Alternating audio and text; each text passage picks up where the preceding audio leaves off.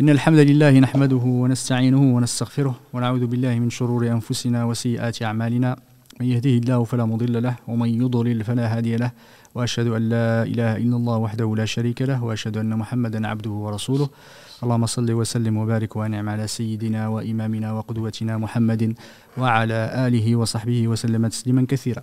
Amma ba'du, assalamu alaikum wa rahmatullahi wa barakatuh. Bienvenue mes chères sœurs, mes chers frères à cette nouvelle émission dédiée à la médecine prophétique. La semaine dernière, on a commencé le premier épisode en compagnie de notre cheikh Mahmoud, qu'Allah le récompense par le meilleur et le bénisse. On a parlé effectivement, on a introduit la médecine prophétique, les différentes typologies de maux et de maladies, les maladies du corps et les maladies du cœur et de l'esprit d'un côté et de l'autre, et aussi effectivement les principes fondateurs de la médecine prophétique et de la médecine en islam, qui est basée sur la foi qu'on a, en quoi Allah subhanahu wa ta'ala est le guérisseur, c'est lui qui guérit, mais on est incité en tant que musulman à rechercher les moyens effectivement pour se soigner. C'est pas du tout contradictoire avec tawakkul, le fait de compter sur Allah subhanahu wa ta'ala. C'est l'essence même de l'unicité d'Allah subhanahu wa ta'ala, c'est l'essence même de tawakkul, parce qu'on va rechercher les moyens, on va avoir espoir de trouver, alhamdoulilah, le remède, et l'espoir pour les médecins aussi de trouver effectivement, de rechercher et trouver les remèdes. Du coup, alhamdoulilah, on a voulu ce deuxième épisode nous consacrer un petit peu plus en détail à cette médecine. On a vu qu'il n'y avait pas de contradiction entre la médecine qu'on pourrait appeler traditionnelle, alternative, et la médecine qu'on peut appeler moderne. Elles sont, alhamdoulilah, elles sont les mêmes structurations, elles sont basées effectivement sur à peu près les mêmes procédés, même si petit à petit les procédés, la science a avancé, on est beaucoup plus intensifié, mais au final on se base tous sur l'expérimentation. Les premiers médecins, et le prophète était un médecin, parce qu'effectivement il indiquait, il enseignait à ses compagnons les façons de se soigner, que ce soit des remèdes naturels, que ce soit aussi des procédés pour se soigner, que ce soit la hijama ou d'autres, et on voit l'importance de la médecine en islam, parce que ça préserve le corps, et le corps étant, la vie étant quelque chose d'extrêmement important, ça fait partie de kulliyat, partie des grands principes de notre religion, et c'est important qu'on y consacre un vrai cours et une vraie émission, pardon. Et alhamdoulilah, pour aborder cet aspect-là, j'ai le plaisir d'accueillir notre frère Dr Reda, qu'Allah subhanahu wa ta'ala le récompense par le meilleur, qui va alhamdoulilah nous aider à mieux effectivement appréhender ces principes, ces remèdes qui sont inspirés de la médecine prophétique, qui sont inspirés du prophète alayhi salatu wassalam, de notre religion. Et aussi, je suis en compagnie de Cheikh Mahmoud, barakallahu fih, et qui va aussi nous apporter ses lumières sur effectivement les procédés de médecine. Et tout particulièrement ce cours-là, on va parler beaucoup de prévention, parce que c'est un élément important. Il y a le curatif, mais il y a aussi le préventif. Il ne faut pas attendre d'être malade pour prévenir la maladie, et un des éléments importants est la nourriture.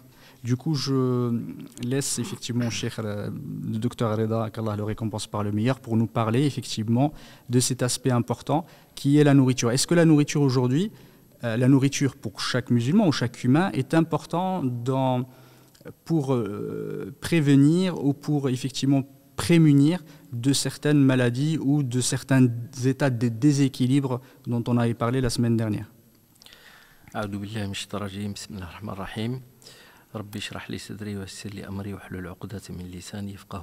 Tout d'abord, merci pour l'invitation. Je vais tenter de répondre, même si je ne suis pas très qualifié en médecine prophétique. J'ai lu quelques ouvrages, mais je reste encore un étudiant dans ce domaine. Donc effectivement, l'alimentation est à la fois nourricière et à la fois un remède. Elle est nourricière parce qu'elle nourrit le corps et elle permet de préserver et de maintenir la vie. Et elle peut être un remède contre certaines maladies, effectivement. Et de ce que j'ai lu en médecine prophétique, la prévention a une place très importante.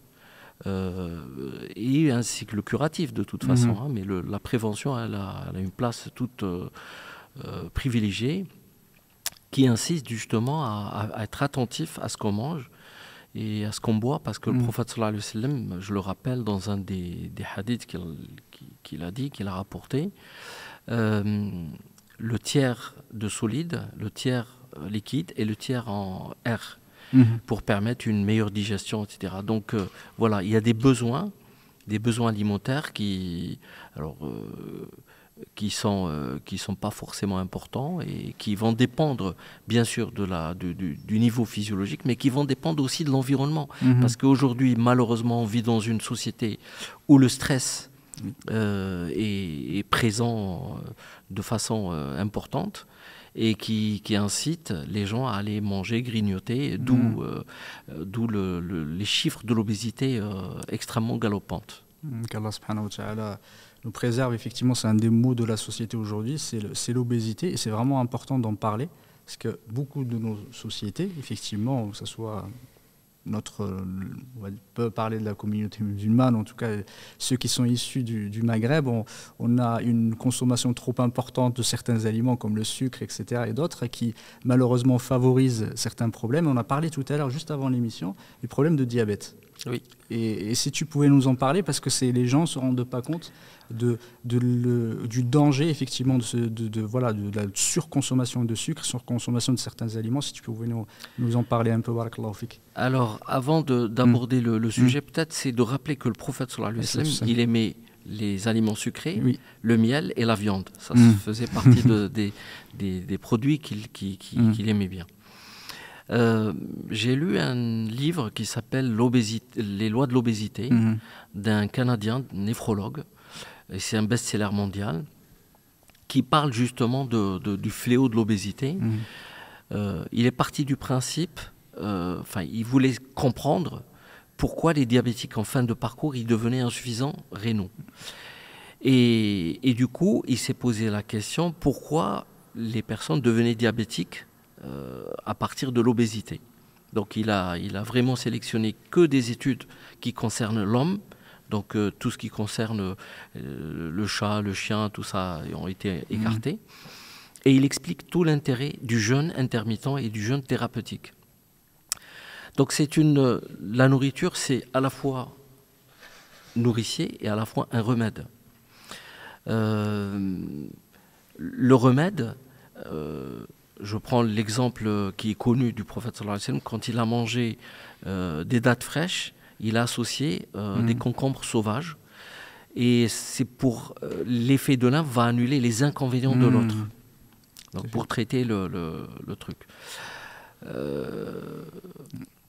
à fait. Du coup, le fait que, quand je parlais effectivement de l'importance de la nourriture, et je reviens à un des fléaux, ou effectivement un point extrêmement nocif que les gens ne prennent pas en compte, c'est l'excès. Et notre religion, ça je pense qu'on a le verset, je laisserai Cheikh Inch'Allah en parler, le verset qui est connu, je pense que c'est un des, si on peut dire, le verset qui a tout englobé dans notre façon d'aborder la médecine, même la médecine, c'est le fait d'éviter tout excès. Si tu pouvais, barakallahu fik, nous en parler, je pense que c'est vraiment important de prendre ce verset-là et de le lire et de le comprendre en profondeur. Bismillah, alhamdulillah, wa salatu wa salam ala rasulillah. Barakallahu fikum. Donc, de cette intervention, ou ces interventions sur la prévention. Juste 2 mots avant de répondre à ta question. Ce qu'il faut savoir, c'est que tout est amana. Oui, donc ça, il ne faut pas l'oublier. Allah nous a confié un corps, un esprit, tout le reste, et on sera interrogé dessus, à moins qu'il nous fasse miséricorde, qu'on ne soit pas interrogé. Donc le croyant doit savoir, se poser la question, qu'est-ce que je vais répondre à Allah. Donc par rapport à ça, le prophète alayhi salatu salam nous a montré des exemples, il nous a enseigné tout ce dont on a besoin. Donc cette conscience de devoir répondre doit amener effectivement à se nourrir, à dormir, à faire tout ce que l'on a en ayant comme souci qu'est-ce qu'on va répondre devant Allah subhanahu wa ta'ala. Ensuite, donc, Allah lui a inspiré la meilleure façon de faire, et entre autres, comme tu dis, tant d'un point de vue écologique que d'un point de vue économique et d'un point de vue financier, et ça vient juste après le jeûne. Tout à fait. Donc Allah nous parle de manger, de boire, de ne pas gaspiller. tout appartient à Allah, il ne faut pas l'oublier. Et si le professeur sallam, qui connaissait le plus l'homme parmi les hommes, nous parlait donc de ne pas faire des excès, c'est bien parce que les excès ont énormément de conséquences. Et entre autres, aujourd'hui, on voit l'obésité. C'est quoi? Entre autres, parce qu'on a oublié Dieu et qu'on est stressé. Les gens, dans le métro, dans la rue, ils marchent, ils mangent, ils ne savent même pas ce qu'ils mangent. L'obésité vient en pratique, entre guillemets, je ne parle pas scientifiquement. Ils sont là devant la télé ou devant un match, et ils sont en train de manger, ils ne savent même pas ce qu'ils mangent.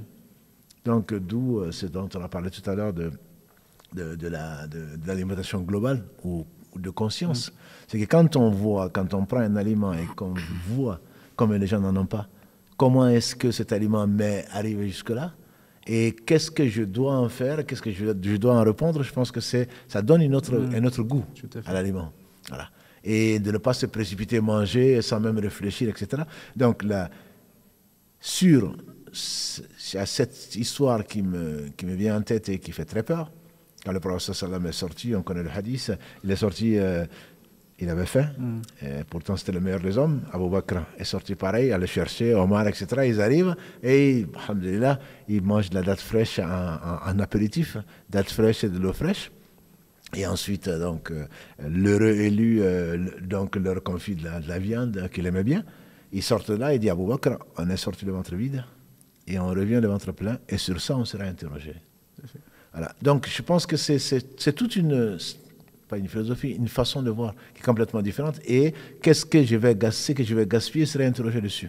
Et donc c'est pour cela que Ibn Qayyim, quand il fasse miséricorde, à partir du hadith du prophète sallam qui disait que le fils d'Adam n'a rien rempli de pire que son estomac, quelques bouchées suffiraient.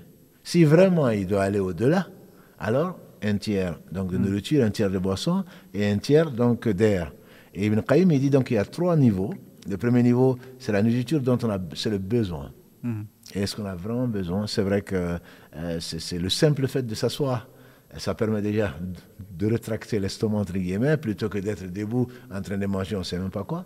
Et donc il y a ce besoin-là, quelques bouchées suffisent, c'est vrai. La preuve, c'est que quand on a passé une journée sans jeûner et que finalement, avec quelques dates, on se dit, mais finalement, pourquoi j'ai autant souffert? En fait, on n'a pas besoin. C'est le ventre, comme le dit le proverbe, les yeux sont plus gros que le ventre. On a envie, mais en réalité, l'estomac se contente de peu. Et donc, il y a il y a le besoin et il y a la nourriture qui est suffisante. Quand on dépasse ça, le tiers, c'est vraiment le maximum. On n'a pas besoin de plus que ça. Et après, il y a l'excès qui ouvre toutes les portes à Satan, qui ouvre les portes aux différentes maladies, etc. Et pour revenir à notre sujet d'aujourd'hui, je pense que c'est extrêmement important qu'au travers de la médecine prophétique, qu'on ne voit pas que les soins, que le curatif. Parce que la médecine, c'est avant tout, on parle de la médecine préventive. Ça, c'est dans toutes les entreprises, etc. On parle de justement pour éviter de tomber malade. Si c'est dans le destin, ça le sera. Mais au moins que ce ne soit pas de notre ressort, que ce ne soit pas la conséquence de nos péchés, notamment d'oublier Allah, de trop manger, etc., etc.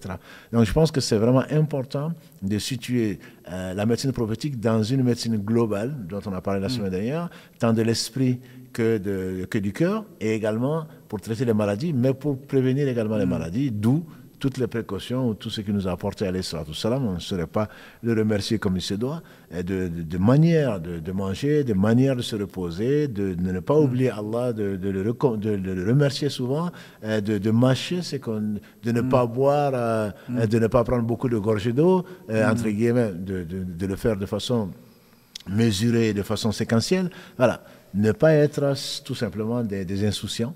C'est là, on en consomme, peu importe ce que ça va devenir, peu importe ce que ça va apporter à notre corps, peu importe à la limite, parce que c'est moi qui l'ai payé, parce que voilà, ça m'appartient, donc je me permets d'user, d'abuser, etc. etc. Barakallahu fik, c'est vraiment très important et jazakallahu khairan d'avoir mis effectivement au centre ce point-là, c'est que notre corps est un dépôt, est une amana, il faut en prendre soin et c'est important de ne pas effectivement se jeter dans le tahluka, c'est de détruire son corps, parce que c'est un instrument qui nous permet d'adorer Allah subhanahu wa ta'ala. Et c'est un dépôt de confiance. Il faut en prendre soin. Effectivement, celui qui veut aller loin ménage sa monture. Et que c'est important de ménager son corps. Une façon de ménager son corps, c'est la nourriture, c'est la façon de manger. Tu as parlé de quelques éléments, barakallahu fik, de comportement alimentaire. Est-ce que tu pourrais nous en parler un petit peu plus de choses effectivement qui sont aujourd'hui trop, comment dire, aujourd'hui les gens ne font plus attention à comment ils mangent, à quel rythme ils doivent manger, etc. Est-ce que tu pouvais nous en parler, surtout à nos auditeurs, barakallahu fihim, des comportements qu'ils peuvent avoir, qui peuvent être déviants et qui peuvent les amener effectivement à des maladies bien avant, parce que ça peut être la façon de manger, peut être une source ou une racine, une cause racine de certaines maladies. Barakallahu fik. Oui, c'est tout à fait vrai. D'ailleurs, je voudrais quand même rajouter un autre point qui est important. Je disais que l'alimentation était à la fois nourricière et un remède. Oui. Mais elle est aussi la cause d'autres maladies. Oui. Quelqu'un qui a une alimentation qui n'est pas équilibrée peut effectivement faire ce qu'on appelle les dyslipidémies, c'est-à-dire les problèmes de cholestérol, de triglycérides. Il peut, s'il a une consommation importante en sel, finir par faire de l'hypertension, ou s'il mange des produits sucrés, surtout les sucres rapides, donc faire du diabète, etc. Donc c'est important de le préciser que l'alimentation, elle peut être aussi source de maladies. Ce que j'ai envie aussi de dire, c'est que l'obésité, elle est multifactorielle. Aujourd'hui, c'est reconnu, c'est une maladie, elle est multifactorielle. Elle est effectivement due à notre alimentation un peu anarchique, mais elle est aussi due à notre comportement, elle est aussi due à notre qualité du sommeil qui n'est pas terrible, elle est aussi due à la sédentarité, parce qu'on est de plus en plus sédentaire, tout à fait. Et puis elle est aussi liée à notre niveau de stress émotionnel, parce que il y a plein les crises économiques et sociales et j'en passe. Donc tous ces facteurs vont contribuer à l'apparition de l'obésité. Alors il y a un problème sur lequel il faut être quand même attentif. Il faut faire attention de ne pas stigmatiser quand même les personnes qui sont obèses, parce que c'est pas forcément de leur faute. Donc et les stigmatiser, ça ne fait que aggraver la situation. Tout à fait. Alors, les conseils par rapport à l'alimentation, je pourrais parler des heures et des heures, mais bien sûr, je vais essayer de résumer tout ça. Bien sûr qu'il faut soigner son assiette, c'est-à-dire manger équilibré. Et manger équilibré, c'est manger varié, en petite quantité, parce qu'il y a la qualité et la quantité. Mais aussi, il faut être attentif au comportement. Donc aujourd'hui, par exemple, dans les pays surtout anglo-saxons, on parle beaucoup de mindfulness, de pleine conscience, manger en pleine conscience. C'est être ici présent, ici et maintenant, et être attentif à notre consommation pour justement apprécier les 3/4 et savoir à quel moment s'arrêter. Parce que si on mange sans tenir compte du niveau de rassasiement, on peut aller jusqu'à l'excès qui peut être source justement de maladies, d'obésité et j'en passe. En tout cas, barakallahu fik. Tout à l'heure, c'est une analyse qui m'est venue un peu comme ça, en fait, en regardant la différence entre le comportement alimentaire de nos pieux prédécesseurs, de compagnons du prophète alayhi salatu wassalam. C'est vraiment lié au contexte économique. À un moment, on mangeait effectivement pour pouvoir subvenir effectivement aux besoins du corps. On mangeait pour pouvoir vivre et pour pouvoir faire des activités. Et on est arrivé à un moment où on commence à manger par plaisir et par gourmandise. Parce qu'à un moment, on a de plus en plus, tu en as parlé tout à l'heure de la partie, de l'aspect manger local, ça en viendra dans un second temps, c'est vraiment important de le dire. Et j'ai vu que plus une société devient riche et qu'on commence effectivement à avoir de plus en plus, ne pas avoir du mal à manger. Et on n'est plus à manger effectivement pour pouvoir se nourrir, on commence à manger par gourmandise et on commence effectivement à chercher, même si c'est pas un tort en soi, mais le comportement alimentaire est devenu hyper dans une démarche, ou en tout cas dans une approche d'hyperconsommation. Les gens ils consomment, et c'est important d'en parler parce que les gens ne se rendent pas compte qu'effectivement qu'ils sont au contraire même de à quoi me sert la nourriture. Je me permets de rajouter quand même un point qui est très important. Nous avons quand même une alimentation hyper transformée, industrialisée, etc. Donc qui est riche en sucre et en sel caché, et qui nous, d'une façon indirecte, nous pousse à surconsommer. Donc c'est pour ça qu'il y a des législations là-dessus. Mais ceci dit, il faut être très attentif. Le conseil, c'est vraiment de revenir à des choses de base. Cuisiner, acheter des produits locaux, frais, de saison, consommer dans son écosystème. Parce que quand vous mangez des cerises en plein hiver, ben c'est pas très bon pour le corps ni pour l'environnement. Et comme on est quand même dans une période où l'écologie est en train de prendre ses valeurs de noblesse, ben je pense que le corps aussi a besoin de ces valeurs écologiques pour éviter les catastrophes. Donc, barakallahu fik, c'est vraiment important, et c'est que notre régime alimentaire, notre façon de consommer a beaucoup évolué. Et évoluer dans le mauvais sens, malheureusement. C'est même pas dans le bon sens, c'est vraiment dans le mauvais sens. Il faut qu'on revienne aux fondamentaux. Barakallahu fik, d'en avoir effectivement parlé à nos téléspectateurs.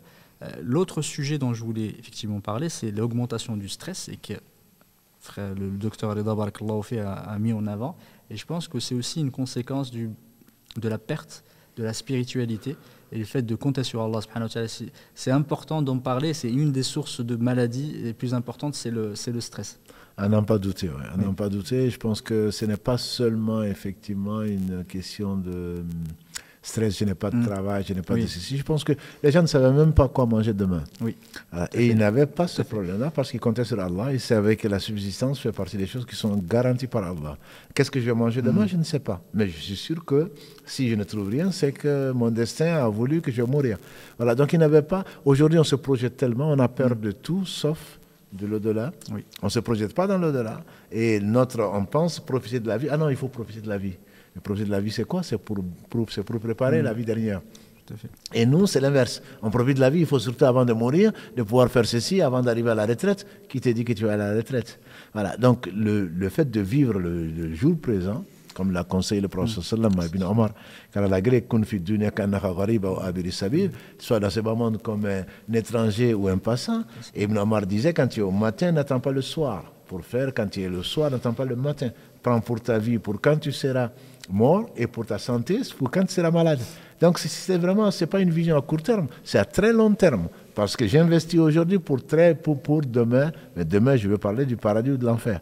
Donc ça, effectivement, je pense que je dirais que j'envie les anciens. Ils étaient heureux. Avec peu, ils étaient heureux. Ils n'avaient pas peur du lendemain, ils n'avaient pas besoin d'assurance d'obsèques, ils n'avaient pas besoin d'assurance de carte bleue, assurance pour ceci et cela. Assurance, c'est quoi? Qu'est-ce que tu veux t'assurer? Tu veux t'assurer contre le destin? Tu veux t'assurer contre Allah? Non. Donc là, on met plus son espoir sur Allah, on met plus son espoir sur le paradis, pour être récompensé par le paradis, par la miséricorde d'Allah, on met son espoir sur le reste. Donc, matériellement, il faut que je travaille, donc on ne dort pas, ou on dort mal, et on court dans les métros, et on travaille jusqu'à mourir au travail, etc. Pourquoi? Pour gagner quoi? Pour gagner quoi? On parle aujourd'hui de retraite, je ne vais pas rentrer faire de la politique. Est-ce que tu vas arriver à la retraite? Voilà, la vraie retraite, c'est celle que tu vas peut-être faire dans la tombe. Et on espère au paradis. Voilà, donc s'il y a ce niveau de stress qui est énormément élevé dans notre monde, on rate un véhicule, on rate une occasion, c'est pas possible, j'aurais dû, on se fait tellement de reproches, c'est même pas des regrets de nos péchés, c'est plutôt des remords. On veut tout avoir, et il faut, comme tu l'as dit, on a déjà parlé de ça, l'homme par nature est avide, c'est ce qui a amené notre père Adam alayhi salam, donc à oublier et à aller manger de l'arbre. Il ne faut pas oublier, Allah nous décrit tout ça, ce n'est pas certainement pas directement relié à la médecine prophétique, mais si, parce que les prophètes sont venus pour nous montrer ce que Allah aime et ce qui nous attend. Donc il y a certains complexes beaucoup plus global, moins... On en a parlé peut-être la semaine dernière, la France est un des pays où on consomme le plus de calmants. Oui. C'est pas normal. On a peur de tout sauf d'Allah. Tout a des droits sauf Allah. Et donc du coup, qu'est-ce qui va m'arriver? On a peur de tout, du voisin, de l'époux, de l'épouse, des enfants. On a peur de tout perdre alors que rien ne nous appartient. Donc spirituellement, comme tu dis, je pense qu'il devait être heureux parce qu'il ne se pose pas la question de savoir de quoi je vais vivre demain. C'est déjà décrété et c'est pour cela que le point du destin, pour moi, c'est l'un des points les plus importants des 6 articles de foi. Quand j'ai commencé à y réfléchir, je me dis, mais je comprends mieux pourquoi les gens sont malheureux aujourd'hui et pourquoi j'étais heureux avant. Parce qu'ils savent que rien ne peut les toucher. Je veux dire, ils ne peuvent rien avoir, sauf ce qui a été prescrit. Le prophète alayhi salam disait ça à un jeune homme, à un jeune adulte, à un pubère qui était Ibn Abbas, qui a la graine, c'est que son père. On dirait qu'il avait 14-15 ans. Quand tu demandes, demande à Allah. Quand tu demandes quelque chose, demande-le à Allah. Sache que si la communauté se réunit pour te faire un bien, ce bien, tu n'en profiteras que si Allah l'a déjà décrété. Et vice-versa. La plume est levée, l'encre a séché. Je me dis, mais c'est extraordinaire. Quelqu'un qui l'a vraiment dans le cœur, pas sur la langue comme nous, qui l'a vraiment dans le cœur, je ne dis pas que le stress ne va pas l'avoir, et il ne va pas avoir du stress, mais il va en avoir beaucoup moins que nous. Beaucoup moins. Donc je pense que cette conviction que ce bas monde n'est qu'un test et que tout est, Allah sait toutes choses et que tout ce qu'il a révélé est pour notre bien, je pense que ça relativise beaucoup. Ils avaient beaucoup moins de stress que nous aujourd'hui, qui avons peur de tout.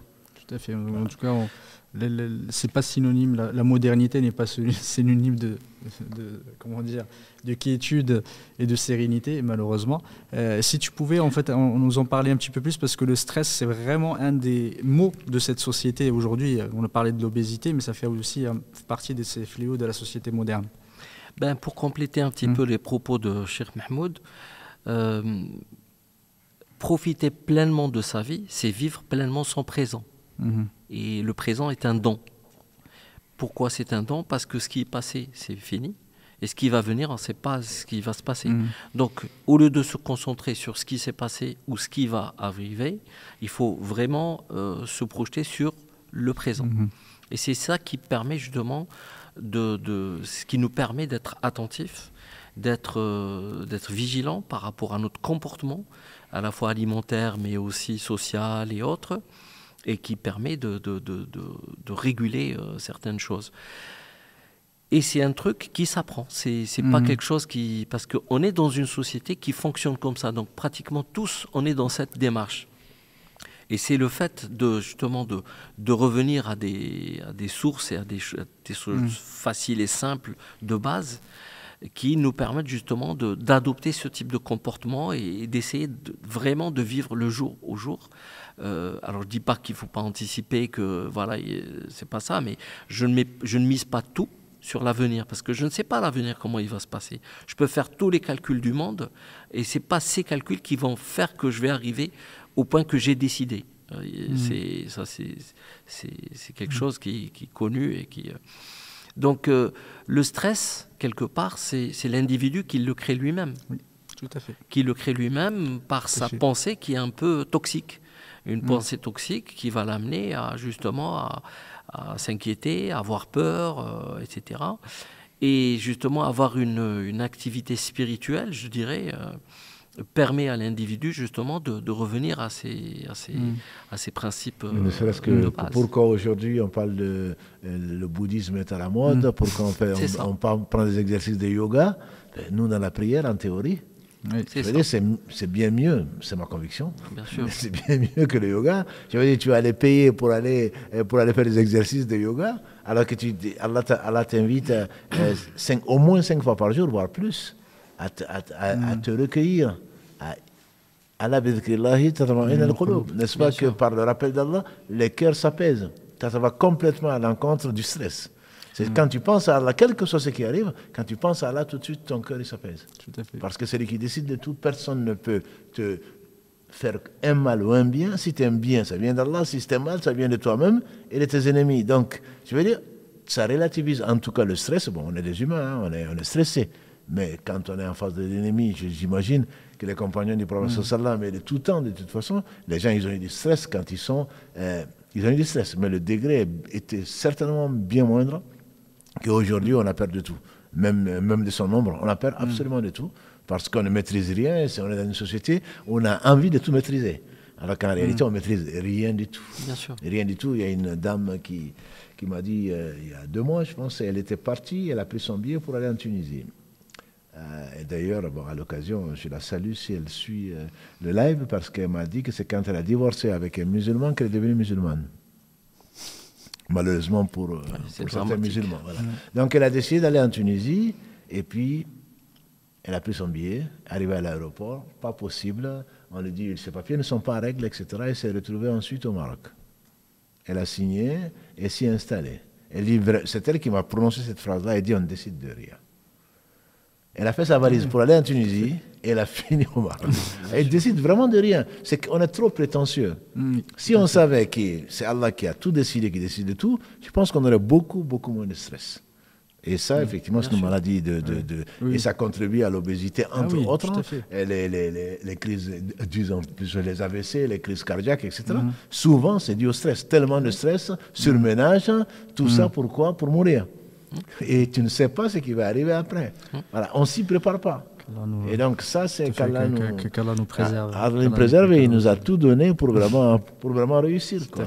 Et puis le fait de croire aussi, je pense que ça donne une force à la verticalité, parce que on sait que je ne suis pas seul, qu'il y a un Seigneur qui est là et qui est puissant, qui est tout puissant, qui voit ma situation, qui connaît mon truc. Donc ça amoindrit mes peurs et mon stress, ma solitude, ma pauvreté, etc. Donc c'est vraiment un réconfort extraordinaire. Et dans ma pratique, moi, quand je vois comme ça des gens qui sont vraiment très éprouvés, des fois, c'est vrai que j'essaie d'aborder la partie spirituelle parce que c'est humain, je suis un humain comme tous les humains, et pour moi, c'est quand même, elle fait partie de la prise en charge médicale. Et il y a beaucoup de choses à faire, évidemment. Il y a beaucoup de choses à faire. C'est vraiment, ne serait-ce que pousser les gens à réfléchir à cette situation et à se poser des questions. Et puis les gens qui sont souvent les plus éprouvés, on va les trouver souriants, alors que d'autres qui ont le moindre petit truc, une petite crevaison ou je ne sais pas, une lampe qui se grille ou un truc comme ça, et c'est la fin du monde. Moi j'en ai vu récemment une jeune dame qui avait une leucémie, qui avait plein de pathologies. Elle rentre en consultation souriante. J'ai trouvé une force extraordinaire. Et c'est comme ça qu'il faut. Et je pense que la spiritualité, elle peut aider ces gens qui sont en difficulté, comme tout le monde. Tout à fait. Alhamdoulilah, on espère qu'Allah subhanahu wa ta'ala nous préserve et nous aide. Effectivement, les épreuves font partie de la vie et alhamdoulilah, ceux qui sont éprouvés, parfois les plus éprouvés, c'est les plus heureux. On en avait parlé la semaine dernière très longuement pendant le cours, premier cours. Je profite d'avoir un médecin, parce qu'on parle beaucoup, alhamdoulilah, du jeûne, parce qu'on va vraiment parler de la nourriture, on va parler d'abstinence sur la nourriture, manger et ne pas manger. Et on parlait beaucoup, effectivement, de l'aspect, que ça soit préventif ou aussi curatif, du jeûne. On a beaucoup là maintenant, est-ce que c'est la mode, est-ce qu'on parle beaucoup de jeûne intermittent, du OMA, du One Meal a Day, etc. On parle beaucoup de ces aspects-là liés à l'abstinence. Est-ce que vous pouvez nous en parler du point de vue médical, des bienfaits du jeûne et comment on peut se comporter effectivement, même si sans jeûner, parfois notre façon de consommer, est-ce qu'on est obligé de prendre 3 à 4, parce que prendre 4 repas par jour, je ne sais pas si c'est vraiment naturel de manger autant dans la journée. Si tu pouvais, Inch'Allah, nous en parler un petit peu plus et donner des conseils à nos téléspectateurs sur le sujet du jeûne. C'est vrai que notre consommation a changé. Oui. Entre autres à cause de la technologie, parce qu'aujourd'hui dans les foyers on va retrouver 2-3 frigos et 2-3 congélateurs, donc ce qui fait que la nourriture elle est en surabondance. Tout à fait. Et cette surabondance, cette exposition ou surexposition, elle incite les gens à avoir une consommation importante. Dans le livre que j'ai cité tout à l'heure, Les lois de l'obésité, le docteur Jason Fung, qui est un néphrologue canadien, expliquer l'intérêt du jeûne intermittent. Je vais essayer d'être le plus simple possible. Au fait, quand on va consommer sucré, l'excès de sucre qui n'est pas consommé va être transformé en graisse. Et il va être stocké au niveau du foie, alors en prévision de périodes où il n'y a pas à manger. Tout à fait. Sauf qu'il y a tout le temps à manger. Donc cette graisse, elle devient statique et elle devient définitive. Oui. Et à chaque fois, on rajoute à chaque fois, et c'est comme ça que naît la... Alors il donne un exemple très simple, c'est les sucres, c'est tout ce qui est produit qu'on met dans le frigo, et les graisses, c'est les produits qu'on met dans des caves, dans des congélateurs. Donc pour y accéder, il faut aller chercher les chaînes, etc. Et le jeûne, justement, va permettre de vider les frigos pour accéder aux produits qui sont congelés. Donc le jeûne, il va nettoyer ces graisses et permettre justement une purification corporelle. Et ça, c'est démontré. Il y a même des cliniques dans le monde qui traitent notamment certaines pathologies cancéreuses par justement le jeûne. Pourquoi? Parce que les cellules cancéreuses sont très énergivores, c'est-à-dire qu'ils consomment beaucoup de sucre. Donc quand on a une consommation très riche en sucre, on va au fait leur donner la possibilité de se multiplier, de croître et de se répandre et de causer des métastases et compagnie. Alors que quand on pratique le jeûne, il n'y a plus de nourriture par rapport à ces cellules malignes et qui vont faire qu'elles vont mourir naturellement. Effectivement, il y a eu des études scientifiques, en tant que scientifique, là je parle, des études scientifiques qui ont montré que des souris qui jeûnaient qui avaient été transplantées par un groupe de souris, donc témoins, et un groupe de souris donc, qui étaient transportées par les cellules cancéreuses, des souris qui jeûnaient, qu'on faisait jeûner plutôt, parce qu'ils n'ont pas aimé ça forcément, qu'on faisait jeûner, elles résistaient beaucoup plus donc, au développement, aux métastases, etc., que les souris qui ne jeûnaient pas. Et comme tu dis, effectivement, c'est naturel, on dirait, parce que les cellules cancéreuses se multiplient beaucoup plus vite que les cellules normales, de telle façon que elles ont priorité quand il y a de la nourriture. Et quand il n'y en a pas, eh bien, comme elles ont un rythme de développement ou de multiplication plus grand, ben forcément, c'est elles qui en pâtissent avant les autres. Et donc ça, ce sont des choses qui sont, je ne sais pas si c'est dans Nature ou c'est dans Science que ça a été publié. Oui, ça sont des choses qui ont été publiées et bien entendu, les médecins et d'autres conseillent le jeûne et même j'ai vu dans la dépêche, sans faire de publicité pour un journal, qu'il a été démontré que l'idéal serait de jeûner 2 fois par semaine. Et je ne sais pas si ça reste toujours, puisque c'est la science, donc ça évolue. 2 fois par semaine, ça correspond pour beaucoup d'entre nous, lundi et jeudi. Voilà, mais ça, c'est le professeur n'a pas dit que pour ça. Il a dit que nos œuvres sont présentées à Allah lundi et jeudi. Il aimerait bien que le jeûne compte parmi les œuvres. Mais néanmoins, il n'y a pas de hasard. Si Allah nous a dit, ah non, mais quand même, vous, dans votre jeûne, vous ne mangez pas, vous ne buvez même pas, vous ne faites pas ceci et cela. Non, c'est un jeûne qui est complet. Et ce n'est pas un jeûne qui est destiné comment dirais-je, c'est pas un jeûne qui est destiné à maigrir, même si le résultat, après le mois de Ramadan qui pointe son nez, est de perdre 4-5 kilos. Mais comme tu dis, c'est vider le frigo, mais 4-5 kilos, pour pas mal de gens. Ça dépend. Non, certains grossissent, justement. Je pense que le frère Reda et docteur Reda va peut-être nous en parler. Si effectivement on observe les règles du jeûne. Tout à fait. Après, il y a aussi le jeûne pendant la pleine lune. Ça, c'est très intéressant 14, 15. Parce que l'effet de la lune va avoir comme l'effet des marées, sur les grossesses aussi. Il y a plein d'effets sur le sommeil aussi, hein, etc. Donc, de toute façon, il y a plein d'études sur le jeûne qui ont démontré l'intérêt thérapeutique pour ceux qui jeûnent vraiment, mais pas pour les musulmans. Oui. Pas pour les musulmans dans la mesure où on se goinfre. on a des journées, surtout en hiver, ou presque, d'à peine 10 heures, et on jeûne, et puis ensuite le soir, on mange jusqu'au matin, quoi. Donc on n'a pas envie de dormir et on est soit sur les réseaux sociaux, soit en famille, on mange depuis l'iftar, depuis le coucher du soleil, presque jusqu'au soubh. Et ça, malheureusement, ça annule l'effet du jeûne, parce que le fait de jeûner, c'est vraiment vider le frigo et aller vider un petit peu le congélateur. Donc si le soir, on va manger 2 fois ce qu'on a perdu, on va plutôt grossir que maigrir. Ouais, c'est peut-être à ça que faisait allusion Mohamed. Mais en temps normal, moi, ce que j'ai appris, c'est que on perd entre 4 et 5 kilos, mais il y a certains qui grossissent ça aussi. Bien sûr, bien sûr. Il y en a certains qui prennent du poids, malheureusement, à cause de ces pratiques alimentaires qui ne sont pas du tout équilibrées, parce que le jeûne, normalement, devrait nous permettre effectivement de nous purifier spirituellement. Tout à fait. Avant toute chose, parce que c'est pour cela que ça a été prescrit. Exactement. Et aussi par rapport à la purification du corps et effectivement les effets d'autophagie là, dont on a parlé effectivement du corps sont vraiment très importantes pour guérir certaines maladies. Le temps coule très très vite, effectivement, s'écoule vite, et je voulais qu'on parle du sommeil. Parce que c'est un des éléments de prédilection sur lesquels vous travaillez, et j'aimerais que les gens accordent une importance en fait au sommeil, surtout qu'on a malheureusement, à cause des nouvelles technologies, de l'information et de la communication, les gens dorment de moins en moins bien et ils accordent de moins en moins de temps de sommeil, effectivement, ou des sommeils qui ne sont pas réparateurs.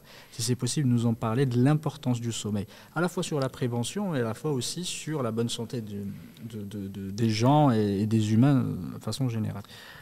Merci pour cette question que j'affectionne tout particulièrement, parce que le sommeil, je l'ai découvert récemment, donc il y a 4-5 ans.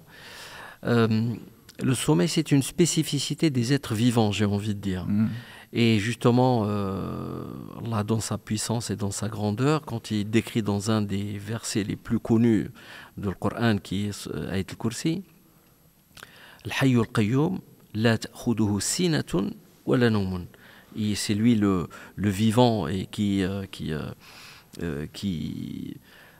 est présent pour régler tous nos problèmes. Il ne somnole pas et il ne dort pas. Donc c'est déjà pour montrer la différence entre le créateur et les créatures. Ça, c'est important.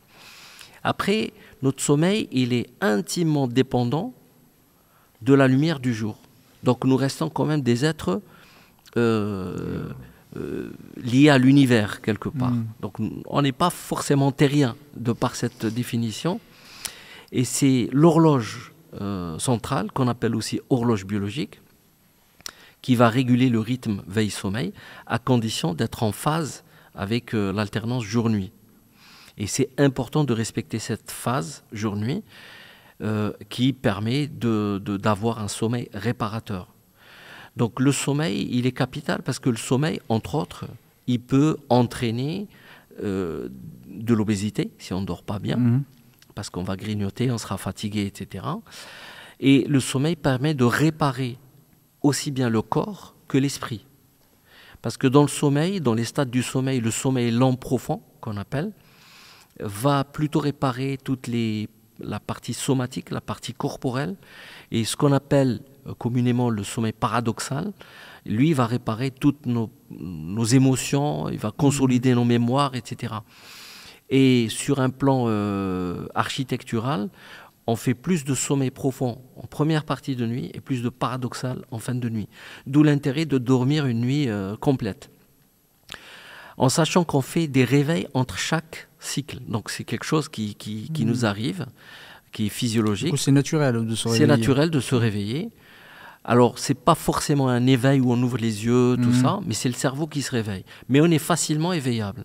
Donc, le moindre mouvement, la moindre lumière, et on se réveille. Et c'est là où les insomniaques vont allonger cette durée et qui va devenir malheureusement pathologique. Et c'est un petit peu l'objet de ma pratique quotidienne. Donc, moi, je conseille évidemment d'être très attentif à son sommeil, parce que le sommeil, c'est quelque chose de fondamental qui nous permet de vivre en bonne santé et qui permet aussi d'améliorer toutes nos performances. Performances physiques, performances intellectuelles, performances spirituelles, et j'en passe, économiques, etc. Donc c'est vrai que le sommeil, il faut vraiment, vraiment être attentif. Alors, peut-être aussi être attentif dès le début. C'est-à-dire déjà à l'âge des enfants, faire attention par exemple aux écrans bleus, tout ce qui est smartphone et tout, ça c'est des lumières qui vont perturber l'endormissement et le sommeil.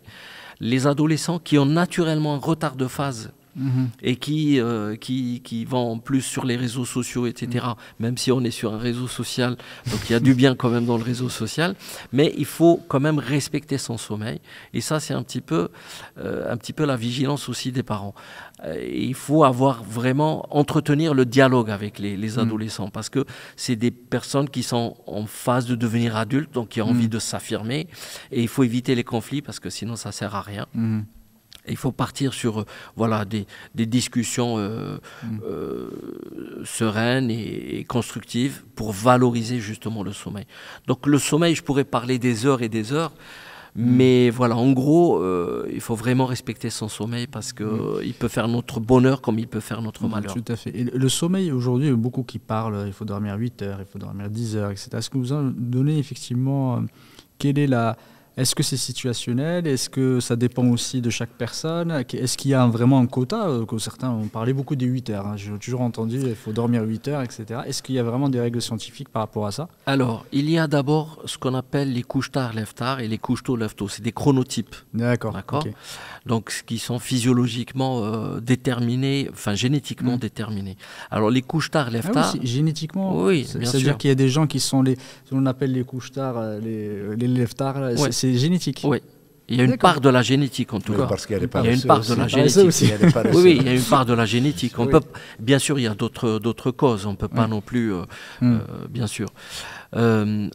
Ces couches tard, lève tard, le matin quand ils se réveillent, ils n'ont pas forcément faim. Tout simplement parce que leur cerveau, il dort toujours. Oui, et ça angoisse un petit peu les parents. Tu ne peux pas partir comme ça sans avoir pris ton petit déjeuner, etc. Donc il faut se mettre à...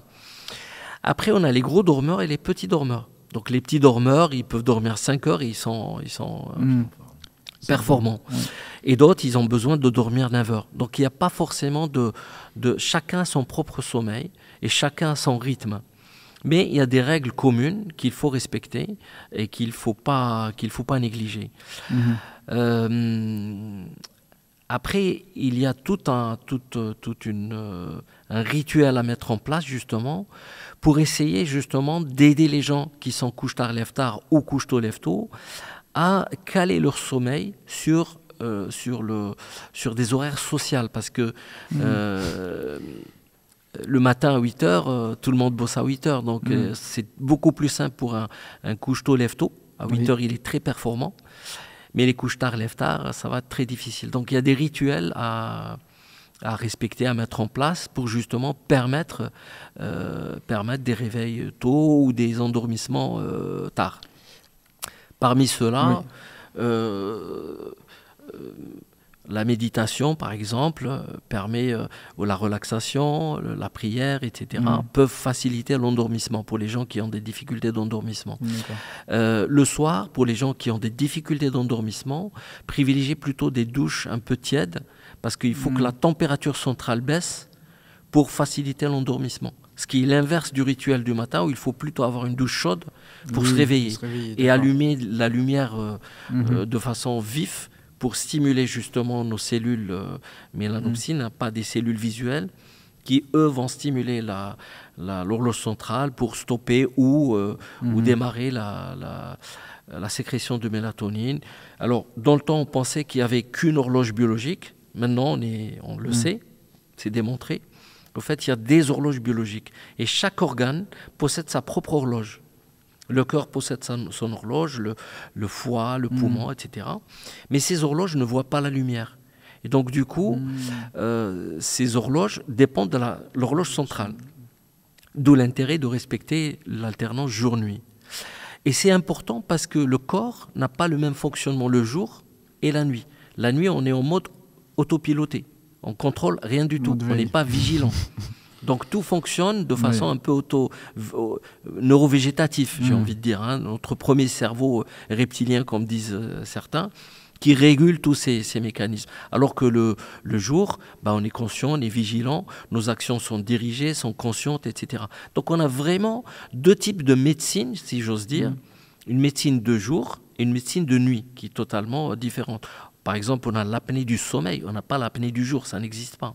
Et cette apnée du sommeil, elle est favorisée par l'obésité au premier plan, entre autres, mais elle peut être aussi favorisée par des végétations ou des hypertrophies amygdaliennes ou une mauvaise position, parce que c'est plutôt conseillé de dormir sur le côté et pas sur le dos, parce que le dos, au fait, il y a un affaissement des voies aériennes supérieures qui va favoriser donc cette apnée du sommeil. Et ça, c'est vraiment quelque chose, moi, que j'aimerais justement aborder, parce que c'est quelque chose qui est fréquente et qui est sous-diagnostiqué. Donc j'invite les gens qui le matin, quand ils se réveillent, ils sont fatigués, ils ont des maux de tête, qui sont somnolents en journée, etc., d'aller se faire dépister, de voir le médecin généraliste pour qu'il puisse les orienter vers des spécialistes du sommeil pour faire des enregistrements et écarter ces apnées du sommeil qui peuvent être fatales parce que ça peut causer des accidents de route, ça peut être grave. Alors je peux parler encore des heures, mais je pense que je vais m'arrêter parce que c'est vraiment important parce que même effectivement on n'accorde pas beaucoup d'importance au sommeil. Je dis qu'il y a une certaine partout pas accorder de l'importance au sommeil, c'est accorder l'importance à la qualité du sommeil. Certains ils dorment quand même, ils essaient de dormir, mais ils ont effectivement des sommeils qui ne sont pas réparateurs. Et ça, c'est dommage. Ils peuvent dormir effectivement parce qu'ils sont sur les écrans, et ils dorment tard, etc. Ils ont une mauvaise alimentation aussi qui a une incidence effectivement sur le sommeil. C'est le cercle vicieux. C'est le cercle vicieux malheureusement. En revanche, effectivement, on parlait, et peut-être on va, Inch'Allah Ta'ala, clôturer par ça, et par rapport au sommeil, c'est important de dormir, mais pas de trop dormir, effectivement, parce qu'on a le temps de se reposer dans la tombe, et ça m'a toujours marqué quand tu disais ça, Cheikh Barakallahu Fik. On a toujours le temps de se reposer dans la tombe. On espère vraiment pouvoir se reposer dans la tombe, parce que là, je ne sais pas dans quel état on sera, on espère dans le meilleur des états, mais c'est sûr que trop dormir, enfin, le temps, c'est la vie, et donc 8 heures, on dit ça en moyenne, mais comme tu l'as si bien dit, Reda, s'il y a des rythmes biologiques qui sont différents, mais il faudrait s'arracher parce que Satan, quand on veut se lever, notamment la nuit, pour prier, parce qu'il faut savoir que la nuit est certainement bien pour se reposer, mais également c'est la source, comme le prophète sallam l'a dit, au dernier tiers de la nuit, Allah subhanahu wa ta'ala descend comme ici à sa majesté, demande de qui, bien qu'il sache. Qui m'invoque, je lui réponds. Qui me demande, je satisfais sa demande.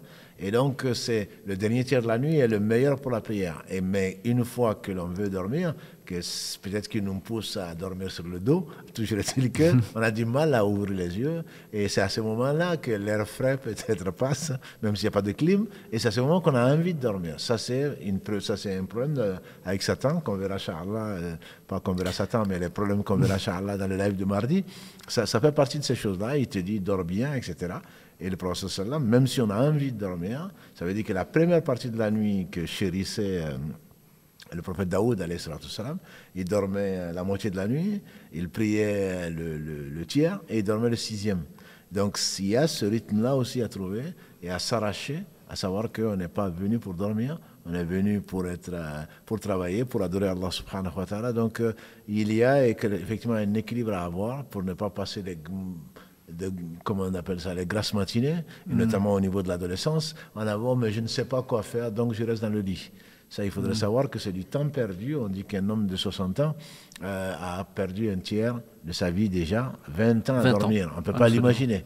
Donc, il faudrait aussi faire des efforts pour s'arracher et ne serait-ce que faire du dhikr dans le lit. Le prophète sallam, qu'est-ce qu'il nous a dit quand il y a une insomnie? Tu peux dire, mais c'est pas possible, mais je vais essayer de compter les étoiles, comme on le dit. Non, tu dis tout simplement, La ilaha illallah wahdahu la sharika la lahul mulk wa lahul hamd, wa huwa ala kulli shay'in qadir, wa la hawla wa la quwwata illa billah. On ne va pas le traduire. Ce sont des choses que l'on trouve dans la citadelle du musulman et dans tout bon livre de dhikr. Et l'invocation que tu vas faire, c'est une invocation qui est exaucée. Donc, quelque part, on va presque chercher à avoir de l'insomnie. Et comme le dit un imam, essaye-le et tu verras. Parce qu'une fois que tu vas essayer de faire ça, Satan il va te dire dors, ne fais pas de dhikr. Ne te rappelle pas Allah, dors. Et c'est vrai que si tu essaies de compter, je ne sais pas si tu vas arriver à 10 fois ça. Parce que tout d'un coup, tu te remets à dormir parce qu'il ne veut pas que tu aies de bonnes actions.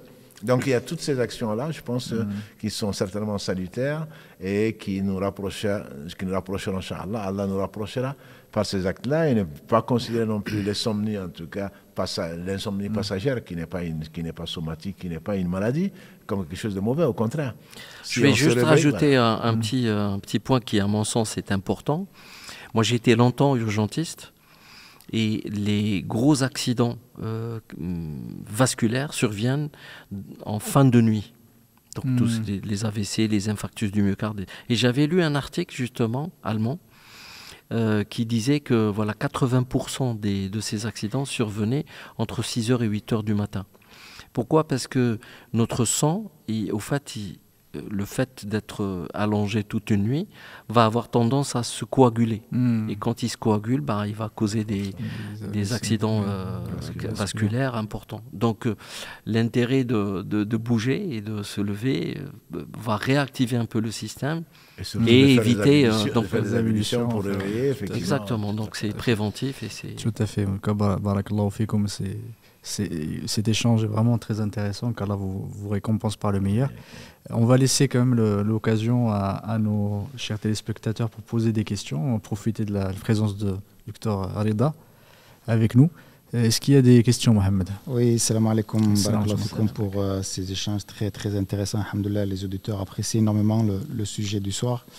Il y a effectivement pas mal de questions et la première que j'ai envie de vous poser, des fois c'est bien de faire des rappels ça paraît évident pour certains, pas forcément pour d'autres. Quelle est la définition de la médecine prophétique et est-ce que celle-ci prévaut sur la médecine moderne? Monsieur le docteur. Pour moi, la définition de la médecine prophétique, c'est l'association du divin avec le médical, le corps avec le cœur quelque part. Et elle le fait de façon un peu parfaite, j'ai envie de dire. Elle associe les deux approches, spirituelle et corporelle. Donc ça, c'est la définition. C'était quoi déjà l'autre question? C'était est-ce que la médecine prophétique prévaut sur la médecine moderne? Oui, si elle est contradictoire avec la médecine moderne. Non, moi, je n'ai pas trouvé de contradiction. Au contraire, j'ai trouvé beaucoup de similitudes.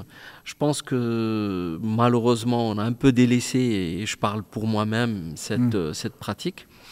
Je me suis intéressé depuis que Cheikh Mahmoud m'a proposé de venir faire ce live. J'ai eu l'occasion de survoler quelques ouvrages, mais je pense que je vais m'y mettre de façon un peu plus pointue. Mais en tout cas, de ce que j'ai lu, je n'ai pas trouvé de contre-indication ou de contradiction. Exactement. La question, c'est surtout, est-ce qu'il faut la privilégier par rapport à la médecine moderne? C'est ça Moi, je dirais oui, parce que, au fait, elle associe la médecine moderne avec la spiritualité. Donc, on traite deux choses en même temps. C'est ça qui est intéressant dans la médecine prophétique, parce que on va traiter le corps et l'esprit. Donc, quelqu'un, par exemple, je prends un cas basique, quelqu'un qui a une pathologie grave comme un cancer, par exemple, une pathologie. Et qui est dans ses émotions, qui n'a pas véritablement un apaisement intérieur, ça va être très difficile de le traiter.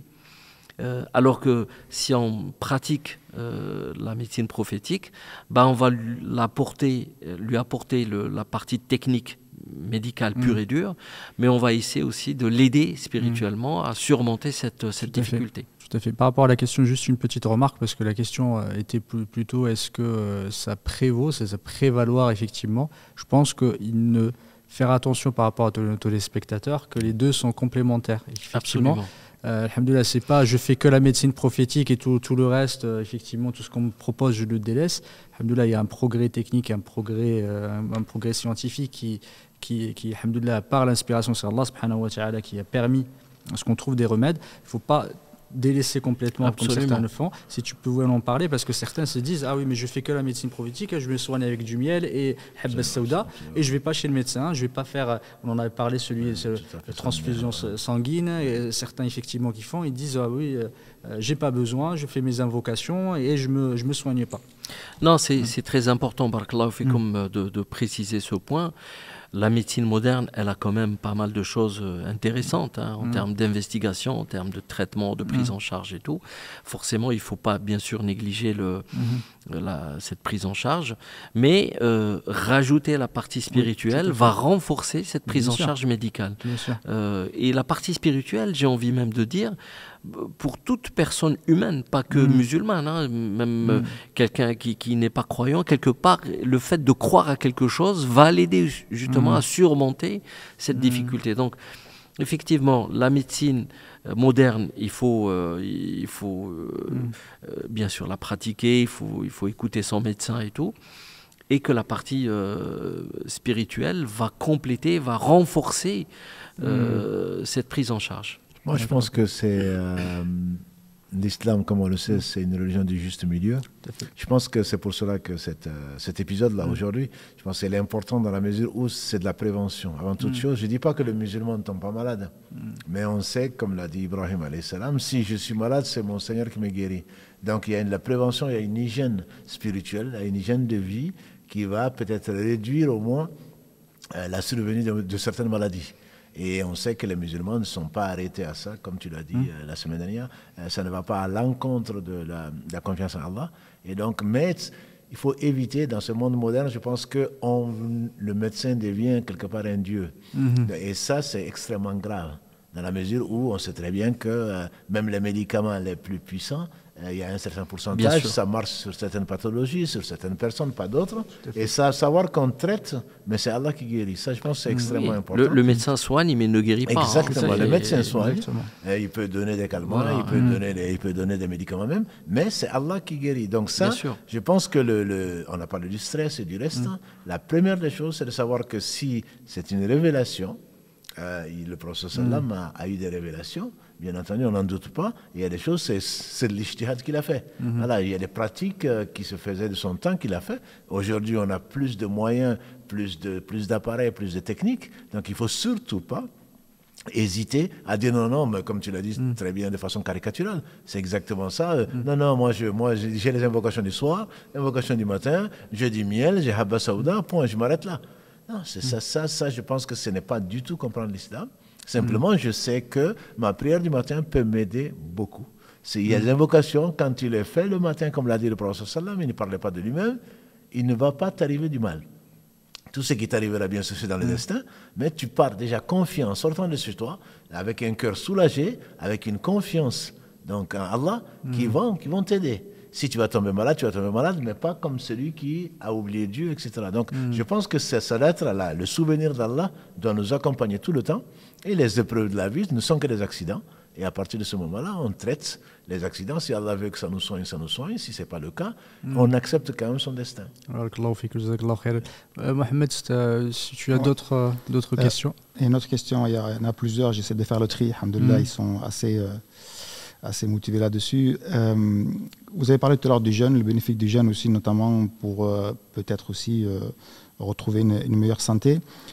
Certaines personnes posent la question sur le fait de jeûner soit par intermittence ou pratiquer même le jeûne du mois de Ramadan complet par rapport à certaines maladies. Est-ce que c'est conseillé, déconseillé? Par exemple, il y a une maladie, je ne sais pas si je ne connais pas du tout, je ne sais pas si je vais bien la prononcer, pardon. La maladie Basdao, je ne sais pas si... Voilà. Maladie de Basdao, c'est une maladie endocrine. Est-ce que c'est compatible avec le jeûne? Alors, je ne peux pas répondre comme ça de façon générale à une question comme ça. Je pense qu'il faut voir l'état du patient. Et ça, c'est le médecin qui va apprécier l'état du patient pour juger s'il peut ou il ne peut pas faire le jeûne. Parce que je prends par exemple les diabétiques. Les diabétiques qui sont sous insuline, c'est un peu compliqué de jeûner parce qu'ils font des variations glycémiques qui peuvent entraîner des comas, qui peuvent avoir des situations. Donc là, il n'est plutôt pas conseillé de jeûner. Même si certains recommandent aussi, en tout cas, de réduire l'alimentation. Contrairement aux insulinodépendants, les non-insulinodépendants qui sont bien équilibrés, qui sont respectueux de leur menu, etc. Bon, si les journées ne sont pas longues et s'il y a une surveillance médicale, etc., bon, on peut leur autoriser au cas par cas. Donc, par rapport à la maladie de Basdao, qui est une maladie de la glande thyroïdienne, entre autres, je ne vais pas rentrer dans les détails parce que le but, ce n'est pas de faire des cours de médecine, mais c'est de voir les médicaments qu'elle prend, est-ce qu'il y a d'autres comorbidités, est-ce qu'il y a des facteurs aggravants, l'âge, le sexe, il y a beaucoup de choses à prendre en considération pour répondre à ce type de questions. Mais dans tous les cas, le jeûne, il est bénéfique de façon globale. Mais après, il faut l'adapter en fonction de la pathologie. notamment aussi le conseil sur le sommeil, vous en avez pas mal parlé. Certains aimeraient avoir des conseils pour peut-être, est-ce que la sieste, par exemple, est conseillée aussi et surtout, comment, même si tu en as parlé tout à l'heure, docteur, sur comment gérer au mieux son sommeil pour justement pouvoir se lever pour la prière du Fajr, par exemple, et pas s'endormir à ce moment-là, justement. Alors la sieste, effectivement, elle est recommandée, mais attention, c'est une courte sieste. Il ne faut pas que la sieste dépasse les 20 à 30 minutes maximum. Pourquoi? Parce que si la sieste est importante, au fait, elle va grignoter sur le sommeil nocturne. Et donc, elle va perturber ce sommeil nocturne et du coup, on aura un sommeil de mauvaise qualité, pas du tout réparateur. Elle n'est pas systématique, hein, quand même, la sieste, mais elle peut être... on peut la pratiquer. Et la sieste, c'est pas forcément dormir, c'est fermer les yeux. Parce que quand on ferme les yeux, on a des ondes au niveau cérébral, et ça on le voit quand on fait des enregistrements de sommeil, parce que j'en fais pas mal, des polysomnographies notamment. On voit les ondes au niveau des différentes parties du cerveau, et quand on ferme les yeux, on a ce qu'on appelle des ondes alpha en occipital qui apparaissent à la fermeture des yeux. Et ce changement électrique va générer forcément des modifications électriques au niveau musculaire, donc de relaxation, etc., et qui peuvent apporter beaucoup de bénéfices. Voilà pour la sieste. Bon, je pourrais encore parler de beaucoup de choses, mais c'est un sujet qui est extrêmement intéressant. Par rapport à l'hygiène du sommeil, évidemment, il y a plein de choses à faire. Il faut soigner son environnement, donc il faut que la chambre à coucher soit le plus soft possible, pas de télé, pas de tablette, pas de téléphone. Le lit doit être associé au sommeil, c'est-à-dire qu'il ne faut pas manger dans son lit, il ne faut pas travailler dans son lit, il ne faut pas téléphoner dans son lit, il faut pas, voilà, réserver au sommeil, parce que le cerveau il a besoin d'une psychoéducation pour qu'il puisse un petit peu bien dormir. Soigner donc son environnement, mais soigner aussi son comportement. C'est-à-dire que par exemple le soir, il faut éviter des repas lourds parce que la digestion, elle peut mettre en difficulté le sommeil. Le soir, il faut éviter les lumières fortes parce que ça peut empêcher justement l'endormissement. Des séances de relaxation, de respiration, de méditation, bien sûr de prière, etc., vont favoriser et ce rituel du soir comme celui du matin sont hyper importants parce que c'est grâce un petit peu à ce rituel qui permettent au cerveau de prendre conscience du changement de rythme, jour-nuit, nuit-jour. Et donc, c'est hyper important. Un autre conseil qui est super important, le réveil, il faut qu'il soit toujours à heure fixe. Parce que s'il n'est pas à heure fixe, l'horloge, elle bouge.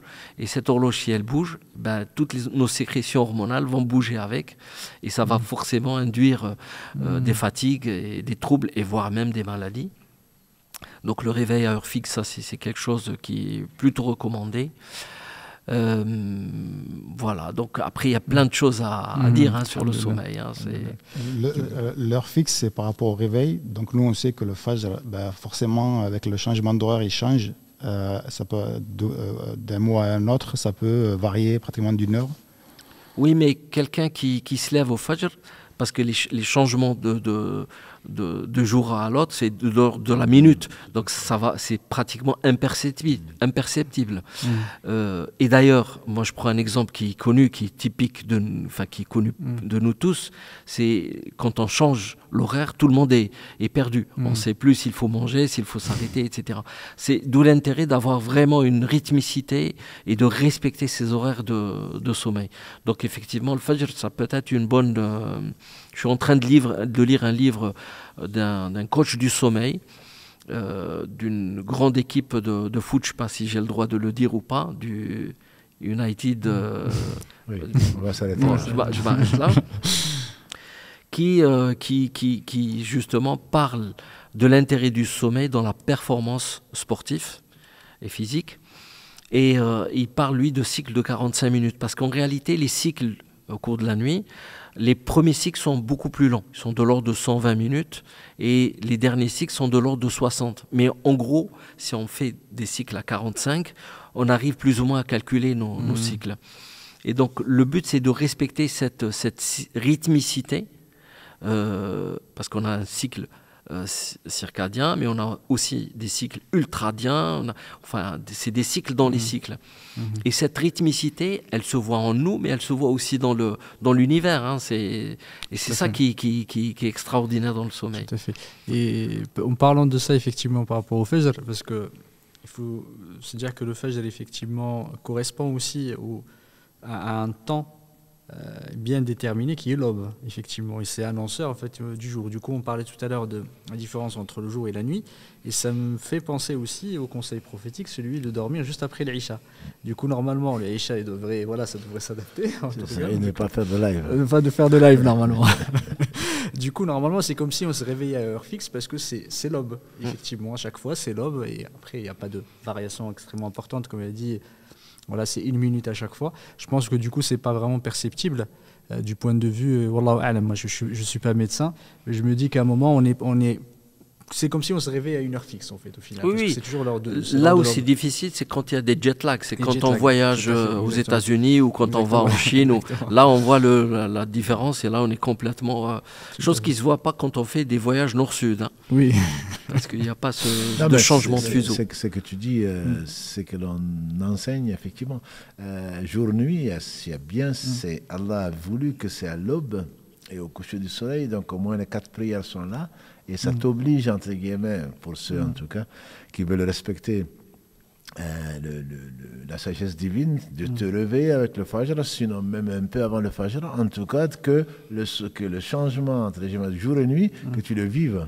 Voilà. Et l'autre aussi, effectivement, comme tu dis, après l'Isha, il n'est pas conseillé, contrairement à ce que beaucoup font, surtout les jeunes, et pas que les jeunes, de rester après l'Isha, à moins que tu sois occupé par tes travaux, par des études, etc. Sur le plan de la médecine prophétique, j'avais lu un truc aussi qui disait que c'est plutôt recommandé de manger après le Maghreb et de faire quelques pas avant d'aller dormir pour faciliter l'endormissement ou faire la prière. Donc je suppose que c'est la prière de l'Isha.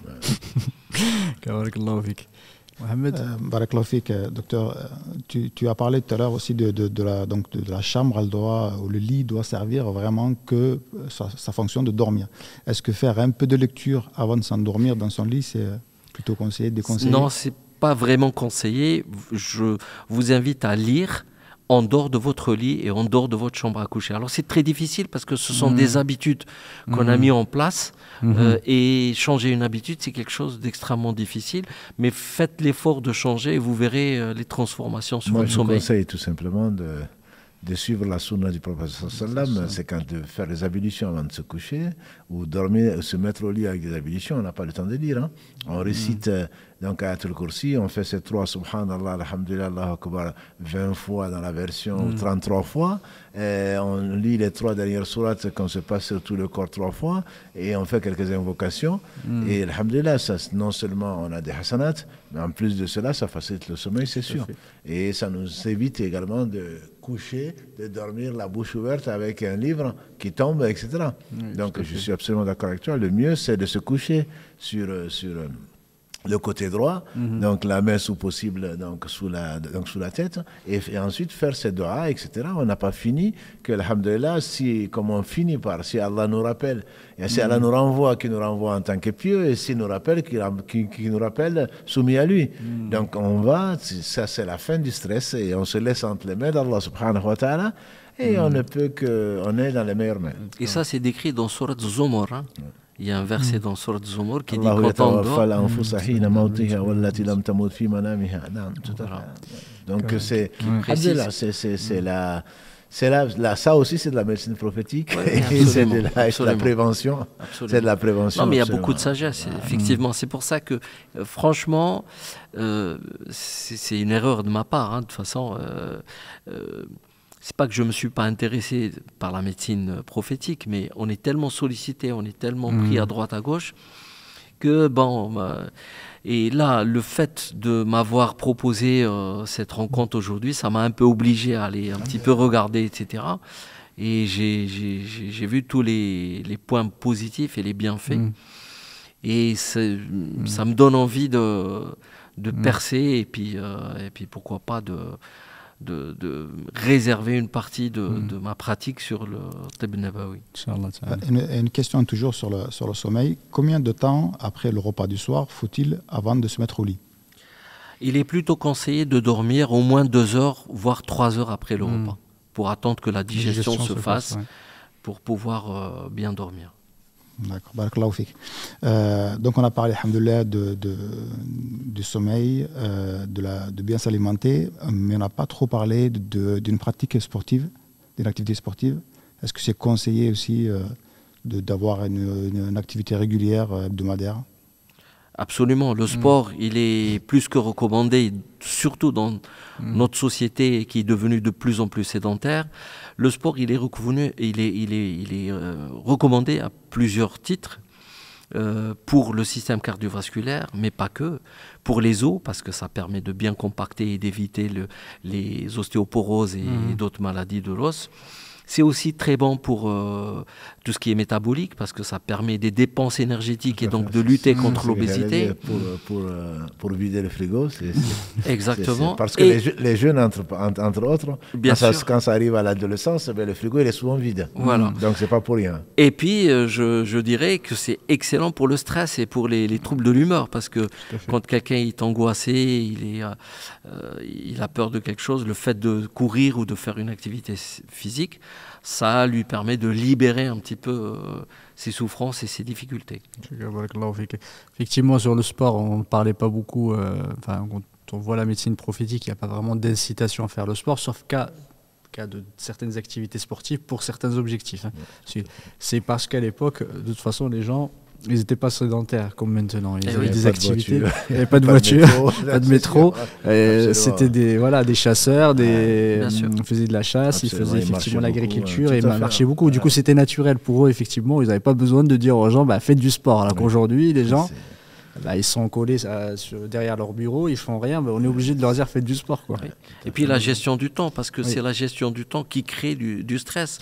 Parce que les gens, ils ont des emplois du temps tellement difficiles, durs, etc. Donc ils ne trouvent pas le temps d'aller pratiquer une activité physique. Alors moi, ce que je leur recommande, c'est réserver un temps pour vous, vraiment dédié pour vous, pour votre bien-être. Ne pensez qu'à vous à ce moment-là pour pouvoir justement libérer.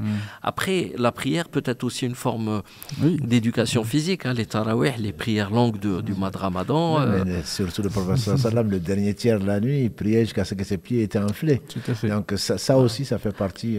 Après, le sport, il a toujours été recommandé, d'ailleurs, par, je ne sais pas si c'est des hadiths ou le Koub al-Khayl ou la natation. Oui, tout à fait. Ce que je disais, c'était dans des objectifs différents, en fait. C'était pas un objectif, effectivement, pour la santé, mais c'était pour la médecine préventive. C'était pas ça. C'était pas dans ce cadre-là on sort un petit peu du sujet, mais on sort du sujet, mais c'est important effectivement le sport, des activités comme Sibaha ou Rimaya ou Rakub al-Khayl. Moi, je rajoute juste que même en faisant du sport, on peut faire du dhikr. Oui, tout à fait. Ça, je pense qu'on a l'impression réserver un temps pour le sport, c'est très bien, mais je pense que le meilleur d'entre nous, c'est qui se rappelle le plus Allah. Même en mangeant, on fait du dhikr.